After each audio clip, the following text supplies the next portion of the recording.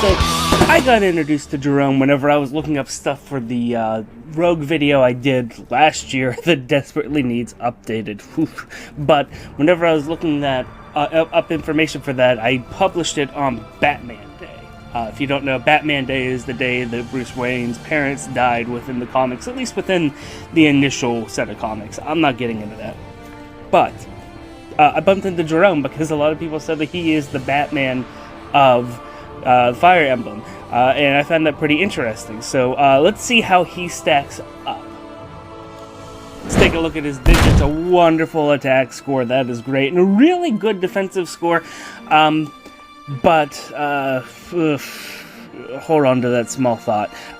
Anyway, he has a lot going for him there. Let's take a look at what he swings with, though. Polearm is really, really cool. It is the Rider's Bane green weapon, so that is sweet. Otherwise, he comes with a wonderful, wonderful assist skill for attack and defense. I love that.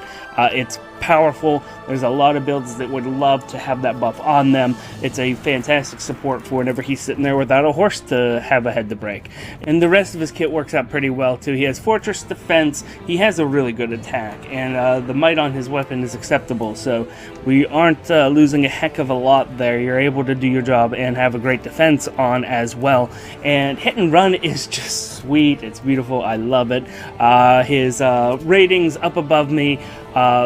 The different ratings I've explained before are for different combat scenarios, from one-hit kills to being able to tank different incoming attacks. So he has pretty decent marks there, except for in one-hit kills, because really he doesn't have a lot of oomph in his base kit to be able to just go after something. So he is definitely a specialist, and he has a lot of armor to him. Let's go ahead and just transition into the first budget build. I actually have a couple of budget builds here for you, because when it comes down to it, I was looking at it, and there's a couple ways you can go with him. You can either leverage on his nice attack, or you can leverage on his nice defense. You can't really do both. I wouldn't recommend doing both, because they get in each other's way. Let's talk about the defensive kit first. You would think I would want to recommend something like Bonfire so he can retaliate.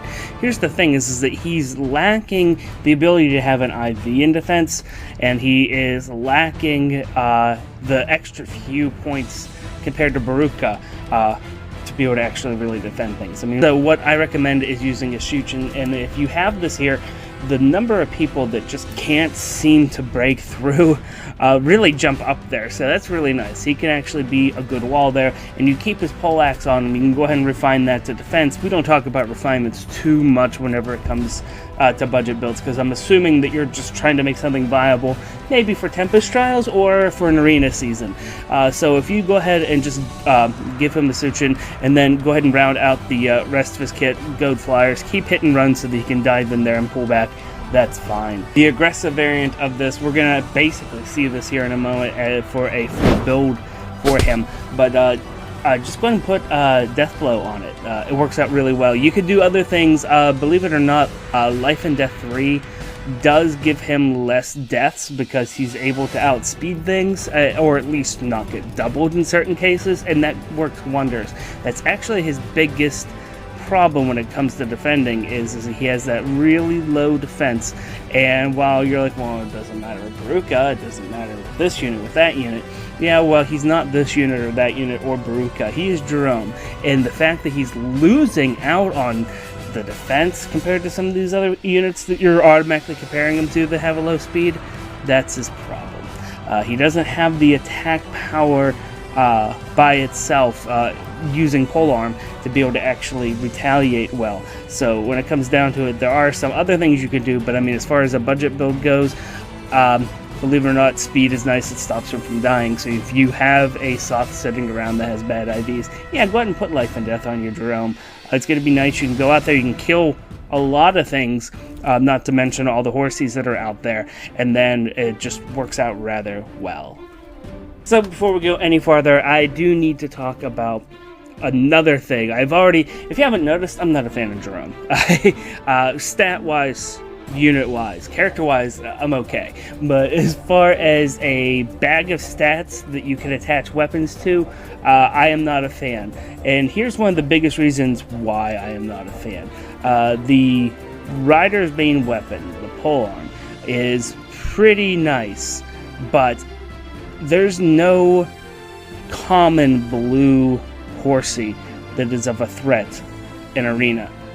And when it comes down to it, the other blue horses that are out there have such a terrible res that you've probably been taking care of them in other ways this entire time. The other one that doesn't have a bad res is Parry. I mean, everybody has a 5-star parry from a bad pity breaker, right? I mean, I know I do.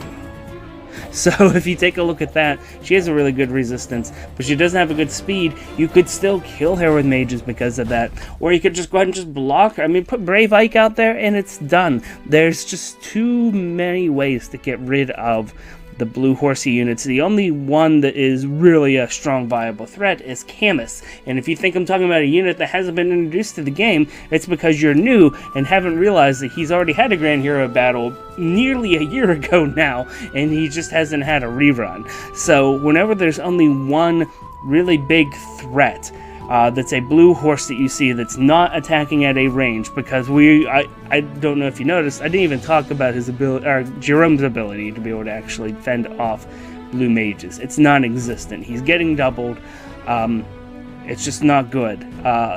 Reinhardt's going to go ahead and take us down. So, I mean, outside of that, I mean, the only melee horses that matter are all red. And you come really close to killing them. You do. So, I mean, if you could have gotten plus attack IVs, you could do that, and attack seal, maybe some life and death. You could have tweaked things and maybe be like, oh, look, I can stop red horses. And you can, even without the IVs, but it's just not worth it, guys. He's not worth it. I would love to see some memed out videos with featuring that kind of build, because Gerome, from a character perspective, I think he deserves it, but this bag of stats is not great. But there is something cool we can do with it still. I'm going to go ahead and talk to you and show you about an extensive discussion is the Brave X variant, because this is wonderful. This is just what his mom likes to be able to use, so let alone good old Gerome here. So taking a look at this, you give him the Brave Axe, you just go and give him Death Blow. I know I said before that life and death is going to save you a little bit more, but here's the thing is that Death Blow's 1 extra damage is huge, because that speed wasn't helping you double on anybody.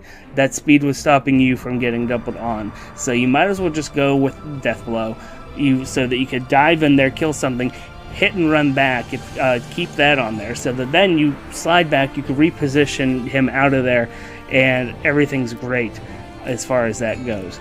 Let's go ahead and transition into the DPT, Dalatrans PvP threats. This is a curated list of threats that I make, that I show you, so that we can easily talk about how somebody performs. And this list is very, very thin, for the reasons I talked about earlier. Very, very thin on blue horse threats. I mean, there's Reinhardt and there's Camus.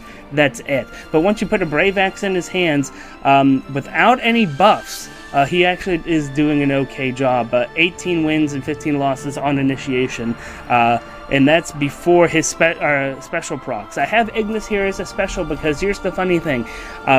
You're not getting that many more wins by having like a Glimmer or even a Bonfire. You get some good wins with Bonfire, but the amount of wins that you get whenever you have Ignis charged is wonderful. So this is good. If you go ahead and just fly, you can put a Quick Impulse Seal here if you want to. I recommend Io's Shield, just so that you don't have to worry about archers tons, but you can go ahead and put the Quick Impulse Seal on there, so now it's a cooldown of 3.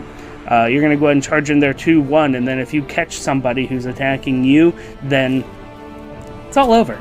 You just completely obliterated the person. Congratulations. Even in Arena, Ignis is worth it because it gives him so much more flexibility. There's a lot of units now he'll be able to take out. He could take out several red units very easily. He could take out all the green tanks very easily. And I mean, like, all of them. Like, there's not a green tank that he can't handle once Ignis is charged up. It is just beautiful. So what do you guys think about Gerome? Let me know down in the comments if you're using him or if... So what do you guys think about Gerome? Let me know down in the comments if you're using the bus or if you've just parked it in the junk heap. And do me a favor, if you like your Fire Emblem information not fresh like Grandma's cookies, hit that subscribe button. My name is Deltran. Thank you guys so much. I greatly appreciate all of you. And until next time, take it easy.